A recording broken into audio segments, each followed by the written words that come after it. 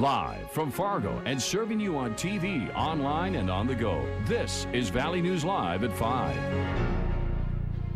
A 17-month-old girl has died after getting hit by a vehicle in Fergus Falls, Minnesota.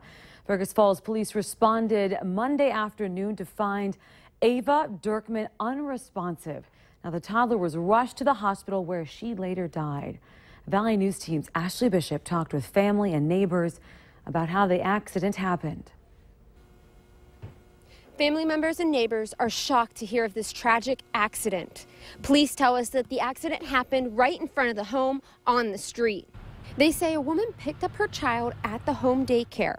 The daycare owner was on the street saying goodbye to the woman in the SUV when the toddler walked in front of the vehicle unnoticed by both adults. The driver pulled forward, hitting the child. Two family members tell us the accident happened in a matter of seconds. The family says the community has been very supportive and they are thankful for that. We do know that the daycare owner is related to the child, and the daycare has been licensed and operating for decades. Neighbors say the daycare owner was one of the best with children. Neighbors say they can't believe this tragedy happened to such wonderful people. Reporting in Fergus Falls, Ashley Bishop, Valley News Live. Now, police say since the accident happened on the street, the daycare is not technically liable for anything. Police add that no charges have been filed and say this looks to be just a tragic accident. Police have released 4 surveillance photos from the 2 most recent armed robberies in South Fargo. The Bottle Barn and the Spirit Shop both were robbed less than an hour apart, and police believe that they are connected. Here's a look at photos from Bottle Barn. The man's described as black, thin, and 5'11". He was wearing a brown leather jacket, light-colored cargo pants, a gray hooded sweatshirt, and no gloves. Now to the Spirit Shop photos, the man is 5'8", wearing blue jeans and a black hooded sweatshirt turned inside out, and both were wearing masks. The Spirit Shop posted on their Facebook page they're offering a $500 reward for information leading to an arrest. Monday's robberies are just the latest in a string of them in South Fargo, bringing the total to at least 6 since the start of September. Police say that they have established links between several of the robberies, believing last night's events are to be connected.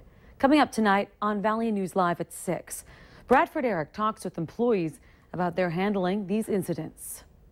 Well, to our weather now, it sure feels like fall out there, starting to look like fall as well, with some of those leaves changing. Let's talk with Hutch to see what we're going to see tonight in weather. Hutch? Well, we have managed to make it back up this afternoon into the upper 60s and low 70s in our western counties from the Red River and points west. Out in the lakes area and central Minnesota, it has been a little bit cooler, low 60s there. Right now, we do have clear skies, but notice a batch of clouds down to the south and west of us. Clouds act as a blanket, keeping things warmer overnight. So our westernmost counties that will see the increase in clouds stand a chance to have warmer lows. The freeze warnings shift off to the eastern portion of Minnesota with a frost advisory for our easternmost counties. That includes Park Rapids and Bemidji overnight tonight. Temperatures slipping into the 50s after sunset, but a very quiet night, Stephanie. We'll have details on some slightly warmer weather in our forecast. Tell you about any chances of rain as well here in just a couple of minutes. All right, Hutch, thank you. We now know the charges against a man who pointed a BB gun at a Fargo police officer yesterday and ended up getting shot. Fargo police have charged Carmen Redshirt with 2 counts of terrorizing, 1 count of reckless endangerment, 1 count of theft, and 1 count of refusal to halt. Those charges stem from yesterday's officer-involved shooting. Family members of Redshirt tell us he remains in the intensive care unit and his breathing tubes are supposed to be taken out today. Jennifer Stegman, the passenger in that stolen vehicle, was arrested for refusing to halt. She made her first court appearance this morning. A 24-year-old man has been arrested for allegedly attempting to rape a woman in South Fargo early this morning. Officers were called to an apartment for a domestic incident. When police arrived, they heard a woman screaming inside the home. The victim told police that Michael Truelove had tried to rape her. Police found Truelove partly unconscious in the apartment and took him to the hospital. True Love is facing several charges, including attempted gross sexual imposition and aggravated assault. Ashley Hunter, the man accused of killing 2 people in North Fargo in June, was in Cass County District Court today. Hunter's defense attorney asked for a continuation, which was granted. Along with killing 2 people, Hunter's facing charges stemming from stealing 2 vehicles and leading Fargo police on a foot chase back in June. He's going to be back in court in 60 days.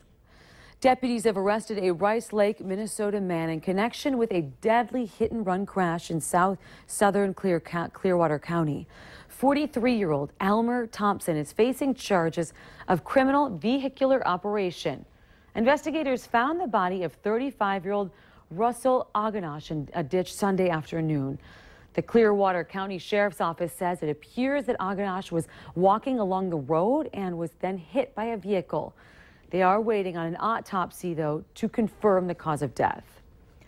The internal investigation of a Minnesota State Patrol trooper wrapped up with a 1-day unpaid suspension.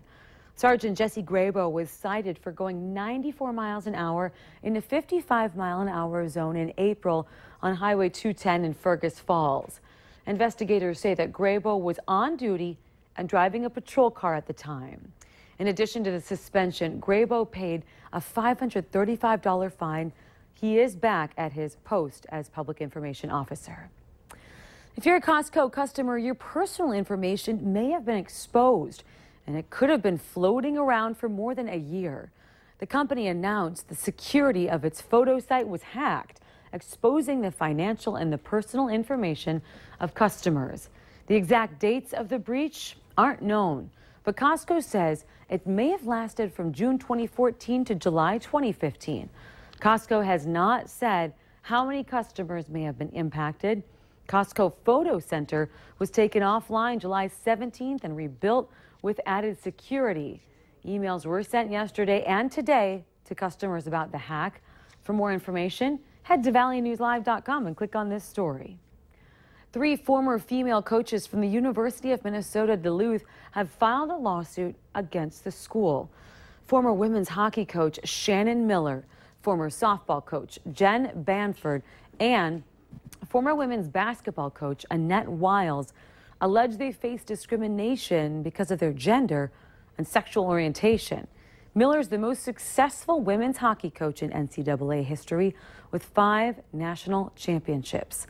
Last December, the university did not renew her or her coaching staff's contracts, citing a budget deficit. However, Miller believes it was retribution for years of complaints she raised over budget disparities with the men's program and a lack of university concern over hate mail, among other things. Really strong shift, and it's the most abrupt, ignorant, and rude treatment I've ever received in my entire life as a professional.